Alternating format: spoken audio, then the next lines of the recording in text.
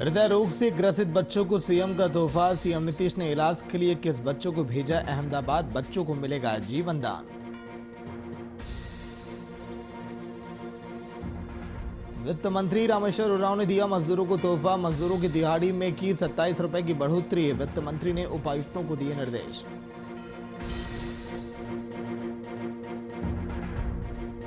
शराब से हो रही मौतों पर बोले जेडीयू विधायक, पुलिस महकमे का हर एक अधिकारी पीता है शराब। शराब पीकर पुलिस ने सिंचाई कर्मी की हत्या की। मधुपुर उपचुनाव को लेकर सियासी पारा गर्म। कृषि मंत्री ने विपक्ष के नेताओं को दिया चैलेंज। विपक्ष को चैलेंज करते हुए इस्तीफा देने की कही बात।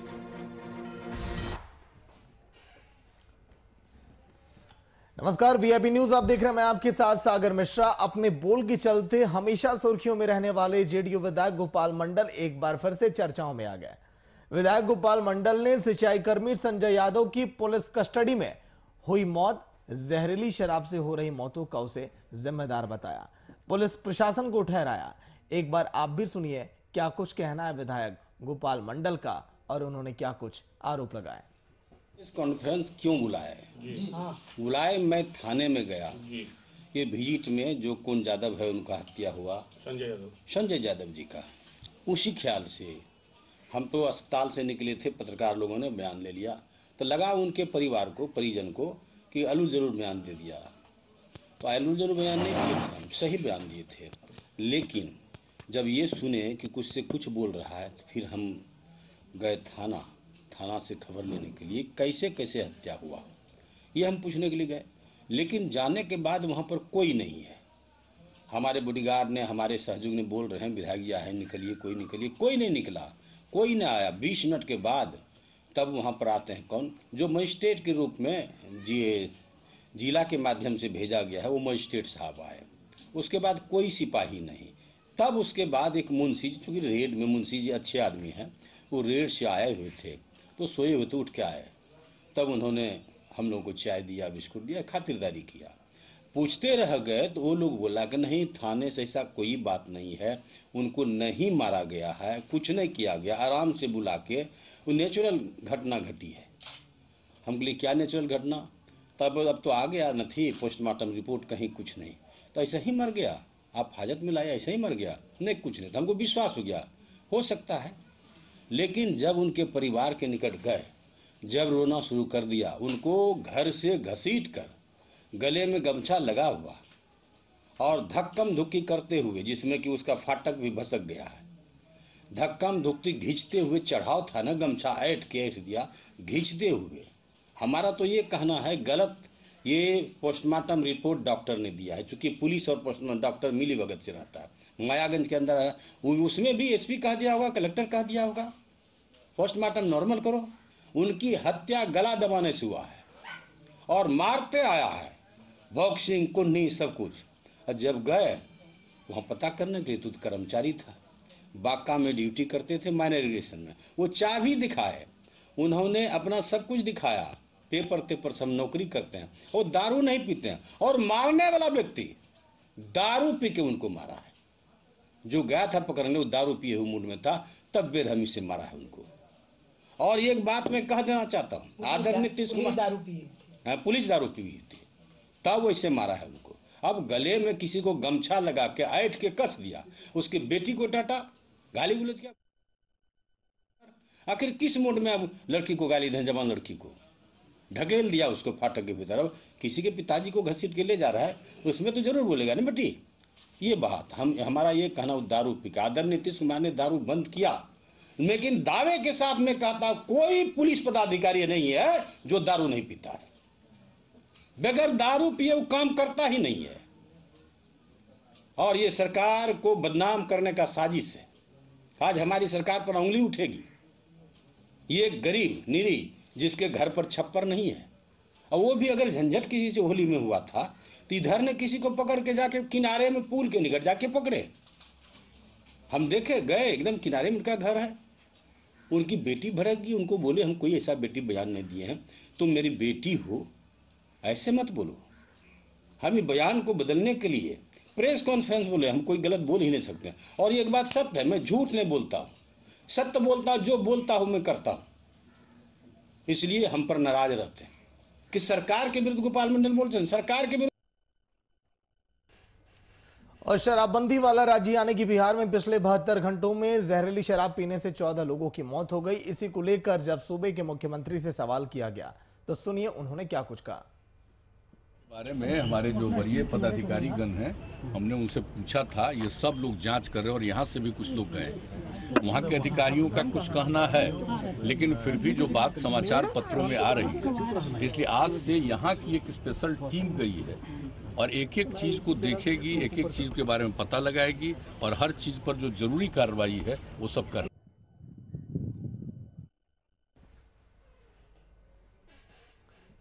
और मौसम में बढ़ती गर्मी के साथ झारखंड में भी सियासत अब गर्म हो चुकी है। मधुपुर उपचुनाव को लेकर सत्ता पक्ष और विपक्ष दोनों ने अपनी अब कमर कस ली है। मधुपुर उपचुनाव में अपनी जीत सुनिश्चित करने के लिए दोनों ही पक्षों की बैठक, प्रेस कॉन्फ्रेंस और एक दूसरे पर आरोप प्रत्यारोप का सिलसिला जारी है। मधुपुर उपचुनाव को लेकर महागठबंधन की तैयारी पर देखिए हमारी ये रिपोर्ट।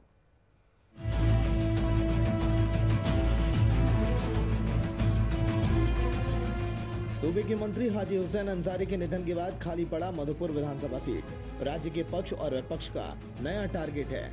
इस सीट पर अपनी जीत सुनिश्चित करना दोनों ही पक्षों के लिए आवश्यक है, तभी तो दोनों ही पक्षों ने इसके लिए एड़ी से लेकर चोटी तक का दम लगा दिया।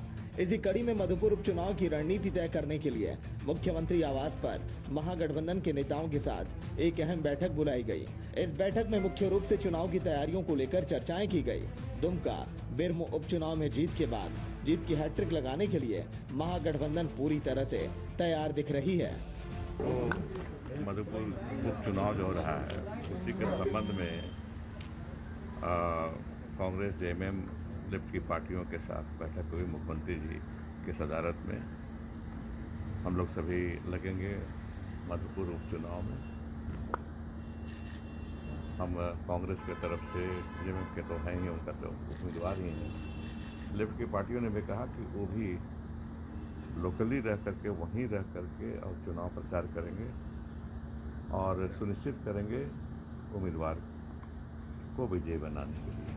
मधुपुर में जीत की हैट्रिक कैसे लगाई जाए, इसे लेकर महागठबंधन घटक में जो पार्टियां शामिल हैं, उन पार्टियों की जवाबदेही तय कर दी गई है। आपको बता दें कि जेएमएम से विनोद पांडे और सुप्रियो भट्टाचार्य, कांग्रेस पार्टी से बन्ना गुप्ता और राजेश ठाकुर, आरजेडी से अभय सिंह और रंजन यादव, सीपीआई से महेंद्र पाठक और अजय सिंह, सीपीआईएम से गोपीनाथ और विप्लव को कोऑर्डिनेशन कमेटी का हेड बनाया गया। वहीं महागठबंधन के नेताओं का ये मानना है कि बीजेपी के पास अपना कोई प्रत्याशी नहीं है, इसलिए बोरो प्लेयर को पैराशूट के जरिए लाकर चुनावी मैदान में उतारा गया। बहरहाल मधुपुर उपचुनाव एनडीए और यूपीए के लिए प्रतिष्ठा की लड़ाई है। ऐसे में यह देखना दिलचस्प होगा कि इस चुनाव में जनता वोट का चोट किस गठबंधन को देती है और किसके सिर पर जीत का सहरा बांधती है। वीआईपी न्यूज के लिए रांची से संवाददाता अभिनव कुमार के साथ खुशबू राय की रिपोर्ट। और मुख्यमंत्री नीतीश कुमार की महत्वाकांक्षी नल जल योजना के निर्माण में हुई लापरवाही का सच उजागर होना शुरू हो गया। रोहतास जिले के नोखा प्रखंड में नल जल योजना निर्माण के कुछ ही दिन बाद पानी की टंकी ध्वस्त होकर जमीन पर गिर गई। इस घटना में एक की मौत हो गई, वहीं 3 अन्य लोग गंभीर रूप से घायल हो गए। घायलों को ग्रामीण के सहायता से हॉस्पिटल में एडमिट किया गया। वहीं घटना की सूचना पर मौके पर नौगढ़ थानाध्यक्ष और प्रखंड विकास पदाधिकारी ने पूरा घटना की जानकारी ली और आगे की कार्रवाई शुरू की। रिपोर्ट आप देखिए।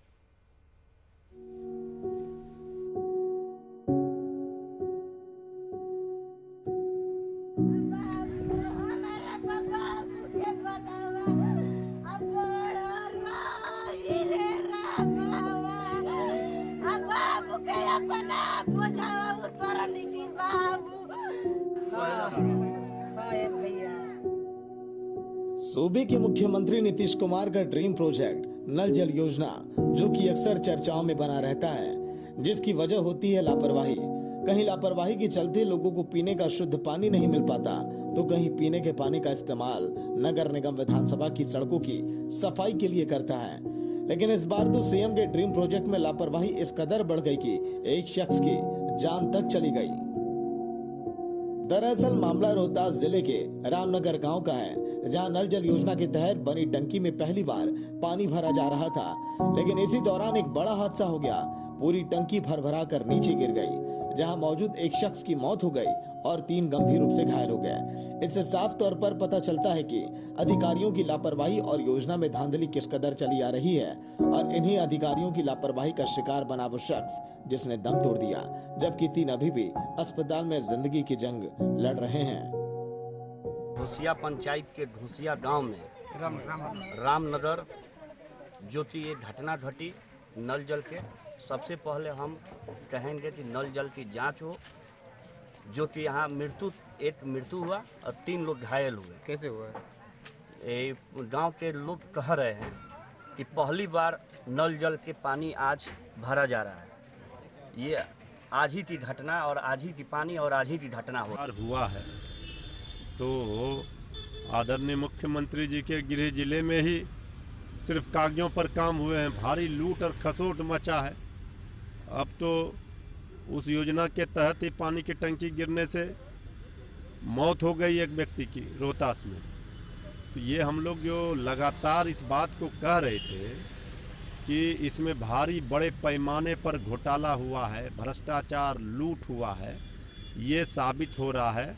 और इसका खामियाजा ये है कि लोगों की जानें जा रही हैं। इसलिए इसको लेकर के हम लोग सड़क से लेकर सदन तक लगातार इस मामले को हमारे नेता प्रतिपक्ष तेजस्वी यादव जी भी उठाते रहे हैं, और हम बकसने वाले नहीं हैं सरकार को। सरकार के भ्रष्टाचार का पोल खोलेंगे, पाई पाई का हिसाब सरकार को देना पड़ेगा। बहरहाल एक तरफ जहां दिनों दिन गर्मी लगातार बढ़ती ही चली जा रही है, पानी का जल स्तर लगातार नीचे गिरता चला जा रहा है, ऐसे मौकों पर ऐसी घटनाओं का सामने आना एक बड़ा सवाल। और हाँ, सरकारी योजना में लापरवाही कोई पहली मर्तबा नहीं है, और अक्सर ही सरकारी योजनाओं में लूट खसोट धांधली की खबरें आती रहती हैं, लेकिन सुशासन बाबू हैं कि उन्हें बैठकों से ही फुर्सत नहीं मिलती। वैसे मामलों पर गौर कहां से करेंगे? सवाल पूछो तो साहब भड़क जाएंगे, और जब इनके अधिकारियों से पूछो तो उनका वही रटा रटाया जवाब। कार्रवाई जारी है, मामले में जुट गए हैं, रिपोर्ट का इंतजार है। आखिर कब तक सरकार अपनी गलतियों पर पर्दा डालती रहेगी?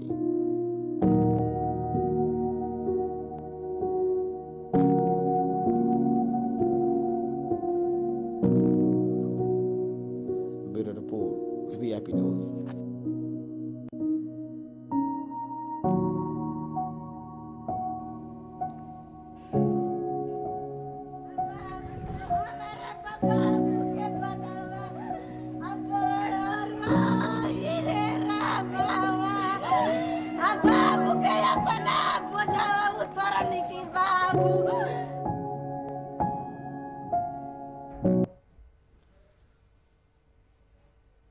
और सीएम नीतीश कुमार ने 7 निश्चय पार्ट 2 के तहत बाल हृदय योजना की शुरुआत की। इस योजना के तहत सूबे भर में हृदय में छेद से ग्रसित बच्चों को मुफ्त इलाज मुहैया कराए जाने की व्यवस्था की गई।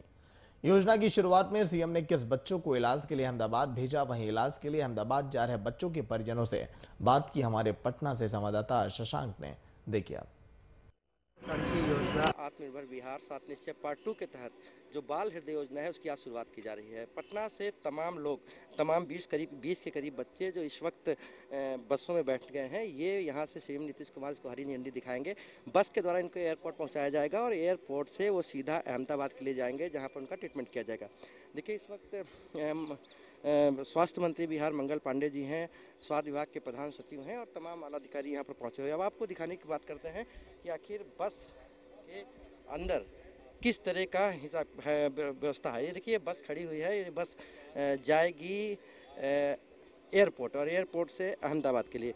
आइए दिखाते हैं बस के अंदर तमाम ऐसे लोग हैं जो जिनके बच्चों के हार्ट में कहीं ना कहीं कोई प्रॉब्लम थी और वो अहमदाबाद के लिए जा रहे हैं। बहुत महत्वाकांक्षी योजना और बहुत बड़ी योजना है, खास करके उन गरीबों के लिए जो कि पूरी तरह से इलाज कराने में सक्षम नहीं हैं और सरकार का ये सौगात मिली है। देखिए ये बस है और यहाँ से तमाम लोग अपने बच्चों के साथ जा रहे हैं। बताइए कहाँ जा रहे हैं आप लोग? सर हम लोग अहमदाबाद जा रहे हैं। अहमदाबाद जा रहे हैं। इसी बच्ची को? हाँ इसी बच्ची को दिल में छेद। तो ये सरकार कर रही है इसको? जी जी सर, पूरा सरकार खर्चा उठा रहे हैं टोटल सभी। कैसे जाएंगे यहाँ से? यहाँ से सर एयरपोर्ट जाएंगे, एयरपोर्ट से हवाई जहाज से वहाँ जाएंगे अहमदाबाद। किसी डॉक्टर को दिखाया था? जी गांव में दिखाए थे, उसके बाद फिर सदर में दिखाए हम बेगूसराय में। लेकिन खर्च बहुत। हाँ खर्चा बहुत। दिल्ली भी गए थे, एम्स भी लेकर के, तो फिर यहाँ आए तो हमारा बिहार सरकार सुविधा दे रहा, तो फिर उधर नहीं गए। देखिए ये तमाम लोग हैं, मैं आपको दिखाने कर रही हूँ कि देखिए एक छोटी बच्ची है, ये भी इलाज के लिए जा रही है और इनसे भी बात करते हैं। बताइए कहाँ आप लोग जा रहे हैं और किस तरह की व्यवस्था? अहमदाबाद गुजरात जा रहे हैं और अभी तक यहाँ तक जानकारी है, अच्छा सुविधा है। हाँ इसी बच्ची। तो देखिए कि जो लोग हैं, बहुत सारे बस में लोग हैं, आपको दिखाने की कोशिश करते हैं। 20 लोग ऐसे हैं जो अहमदाबाद यहाँ से रवाना हो रहे हैं। यानी मुख्यमंत्री की जो योजना है कहीं ना कहीं आत्मनिर्भर बिहार में बाल हृदय योजना, उस बाल हृदय योजना के तहत ये तमाम लोग बच्चे, 20 के करीब बच्चे, पहली खेप इसको कह सकते हैं, जिनको ज़रूरत थी, ये लोग यहाँ से बस को सीएम कुछ देर बाद हरी झंडी देकर इनॉग्रेट करेंगे। ये बस सीधा एयरपोर्ट जाएगी और एयरपोर्ट से ये लोग अच्छे बेहतर इलाज के लिए अहमदाबाद जाएंगे। वीआईपी न्यूज़ आशा करती है, वीआईपी न्यूज़ कि ये तमाम बच्चे अहमदाबाद से स्वस्थ होकर लौटें। और झारखंड में बढ़ते कोरोना के केस के मद्देनजर रामनवमी जुलूस पर सरकार ने रोक लगाई। अब इसे लेकर राजनीति भी अब शुरू हो गई। कई हिंदू संगठन इसके खिलाफ हैं। इसी कड़ी में प्रख्यात स्वामी दिव्यानंद महाराज ने भी सरकार के इस निर्देश पर नाराजगी जताई है। वहीं स्वामी दिव्यानंद महाराज से खास बातचीत की हमारे संवाददाता अभिनव कुमार ने देखी। हेमंत सोरेन सरकार ने कोरोना के संक्रमण के मद्देनजर रामनवमी जुलूस पर रोक लगा दी है। इसको लेकर अब राजनीति जो पारा है वो बढ़ गया है।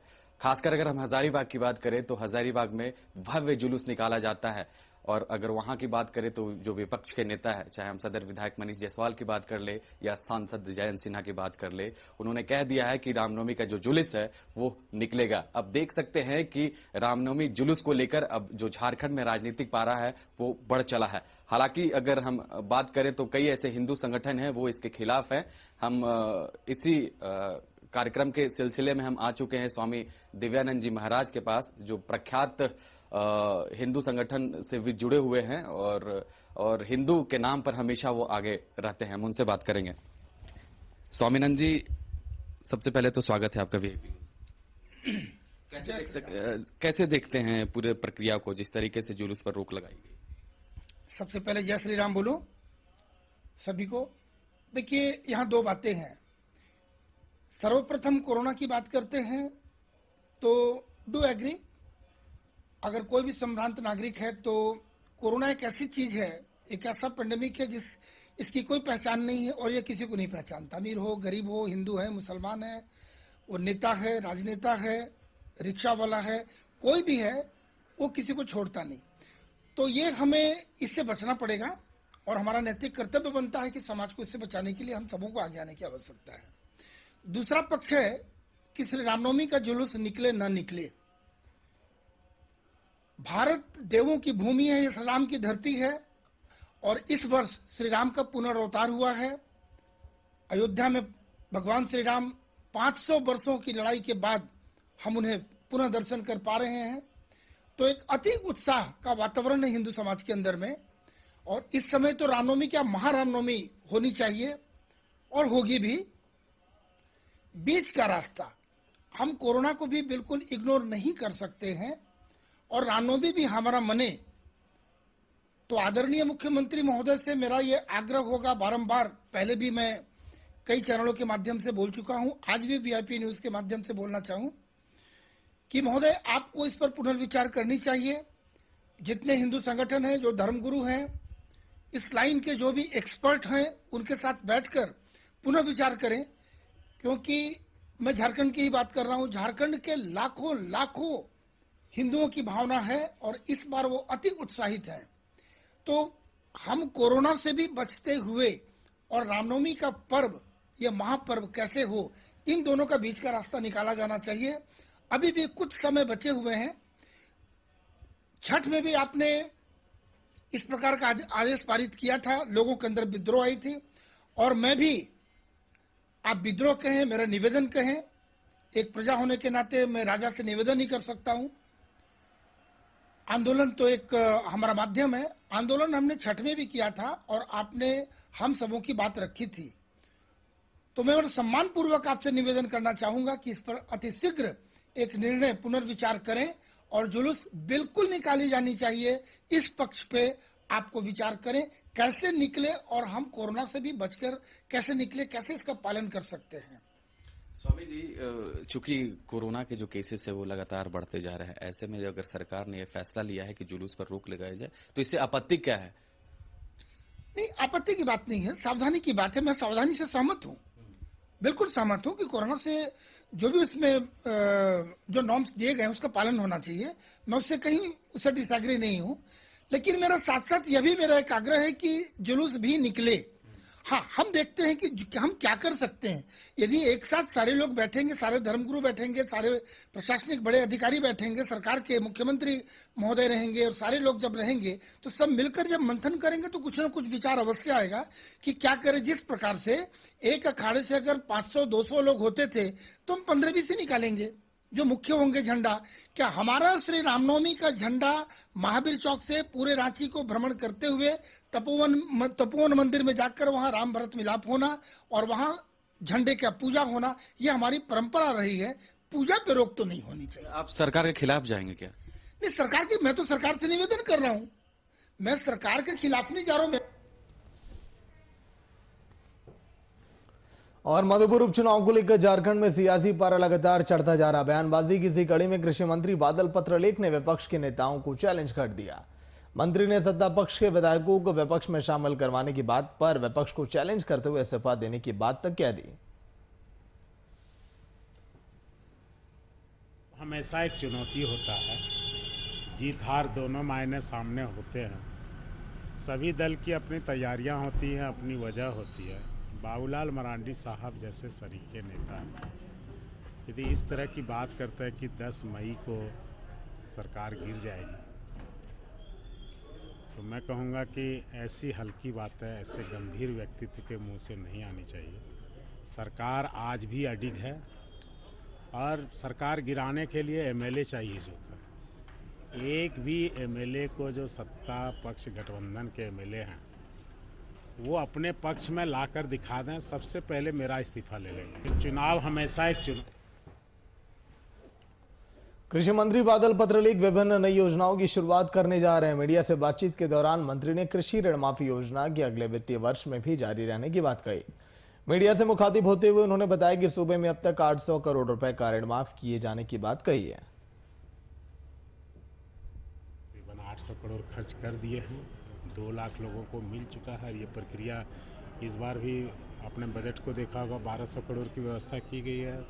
हमने जो अंतिम डेट था आधार लिंकेज का उसको भी बढ़ा दिया है। 9,07,000 किसानों को हमने चिन्हित किया है। अभी तक 5 लाख किसानों का आधार से लिंकेज हो चुका है और सभी से हमने आग्रह किया है कि आप जल्दी से आधार लिंकेज करवा लें और उसके बाद जो ऋण माफ़ी की योजना है, जो शर्त हमने दी है, 50,000 तक के ऋण माफ़ी का लाभ उठाएं। 7,84,000 लोगों का कुल कर्जा माफ़ होना है। 1,23,000 किसानों का 50,000 तक का कर्ज माफ़ी का हमने आंकड़ा जुटाया है। अब किसानों को चाहिए कि जल्द से जल्द अपने जो कंसर्न सेंटर है वहां जाके आधार से लिंक कराएं। प्रज्ञा सेंटर। मधुबनी की बेनीपट्टी में बीते दिन 5 लोगों की हत्या के मामले ने अब राजनीतिक रूप ले लिया। बिहार सरकार में मंत्री नीरज सिंह ने मधुबनी पहुंचकर पीड़ित परिवार के परिजनों से मुलाकात की। इस दौरान उन्होंने सरकार के मंत्री रहते हुए भी सरकार की तंत्र पुलिस पर निकम्मेपन का आरोप लगाया। साथ ही उन्होंने दोषी पर कार्रवाई किए जाने के साथ ही साथ पीड़ित परिजनों को मुआवजा दिलाने का आश्वासन भी दिया।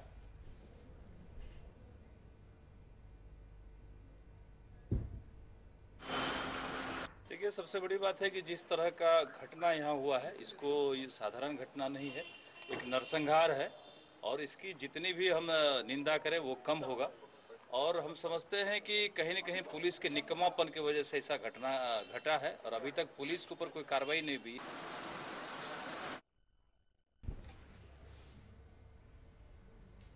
समस्तीपुर के खानपुर ब्लॉक क्षेत्र से आवास के नाम पर पैसा वसूलने का मामला सामने आया। दरअसल ब्लॉक का वीडियो वायरल हुआ जिसमें आवास सहायक रुपए गिनते नजर आए। वीडियो वायरल होते ही क्षेत्र में चर्चाओं का बाजार गर्म हो गया। लोगों का कहना है कि आवास योजना के नाम पर वैट वसूली का व्यापार खूब फल फूल रहा है। हालांकि आवाज सहायक से वीडियो के बारे में पूछे जाने पर उन्होंने वायरल वीडियो को काफी पुराना बताया।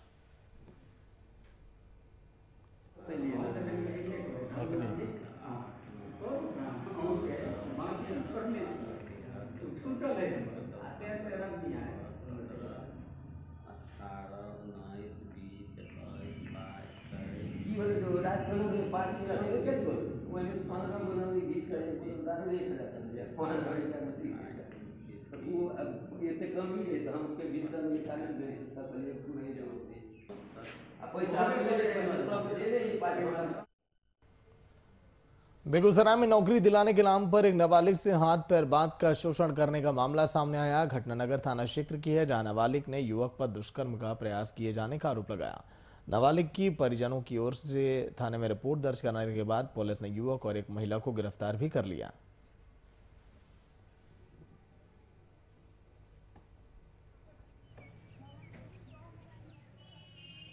काम धरा देंगे तो कहिए ठीक है, काम धरा देंगे। तो हम बोले तो काम धरा नहीं, उसको बोले तो बोला ठीक है। तब उसके बाद हम अपना चल गए काम करने। तो लड़की को अपने साथ ले घूम रही थी। वो लड़की कौन है?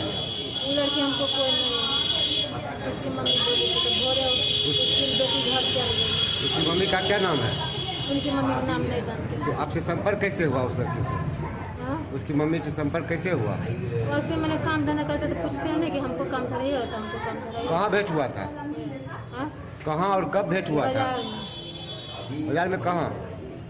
पत्थर मूर्ति है ना। तो राह चलते भेंट होगा, क्या देगा आपको? कम धर्म के लिए किसी को राह चलते कहता है, परेशान परेशान हो तुम। कहाँ घर है आपका? तो चलिए इसी के साथ इस बुलेटिन में इतना ही। देखते रहिए VIP न्यूज़। नमस्कार।